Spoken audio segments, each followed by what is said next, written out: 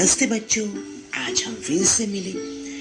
आज हम देखने वाले एक नई कहानी और कहानी का नाम है बाघ की पालखी।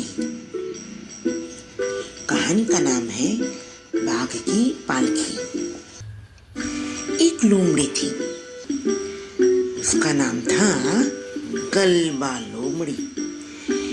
एक दिन वो बूढ़ा भाई के खेत में गन्ना खाने जाती है।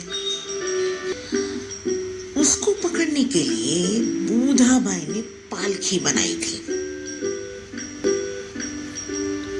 उसमें उन्होंने गन्ने भी रखे थे और दरवाजा ऐसा बनाया था कि गन्ना खाने जाओ तो लोमड़ी उसमें फंस जाए। लोमड़ी बहुत समझदार थी और वो समझ गई कि उसको पकड़ने के लिए पालखी बनाई है। उसने सोचा, मेरी जगह अगर इसमें बाघ आ जाए तो मजे आ जाए।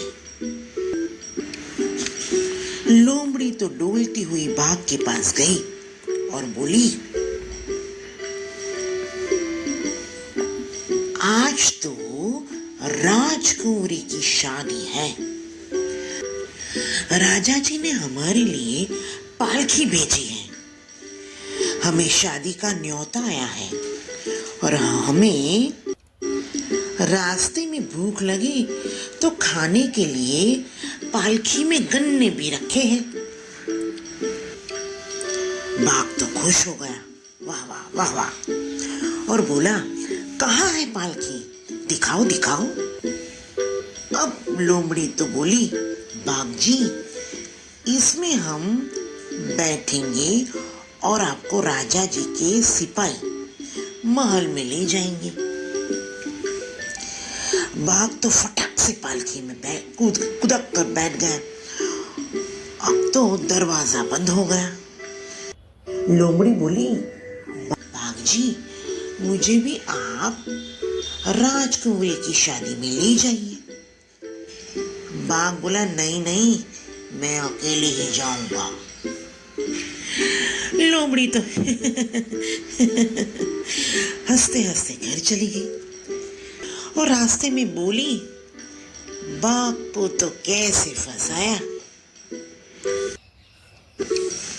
वही बूढ़ा भाई आए और देखा तो पालकी में तो बाघ था। अब क्या करे? बूढ़ा भाई ने सोचा, इस पालकी को तो राजा के महल में ले जाता हूं। और ऐसे बाघ की पालकी राज दरबार में पहुंची और ऐसे बाघ की पालकी राज दरबार में पहुंची। राजा ने जैसे ही बाघ को देखा, राजा जी बोले, सिपाहियों, यहाँ आओ, इसमें तो बाघ है, पालकी को अपनी बागीचे में ले जाओ। सिपाही तो पालकी को बागीचे में लेकर गए और रखी, पालकी को तो बागीचे में रखी।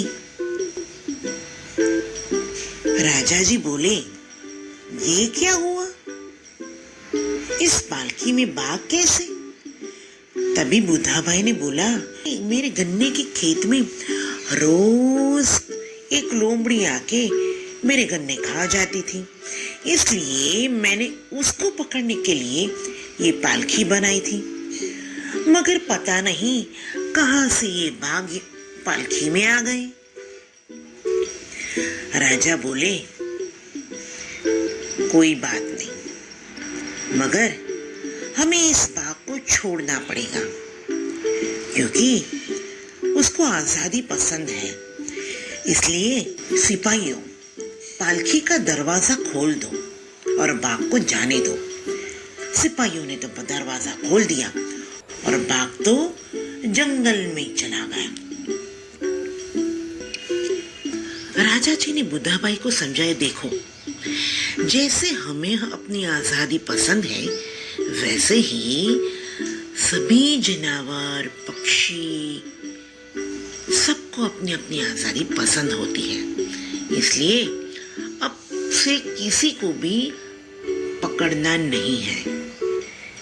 बुधाबाई समझ गई और चले गए। बच्चों, कहानी में मजा आया ना? अब हम नई कहानी के साथ फिर से मिलेंगे। Bye bye.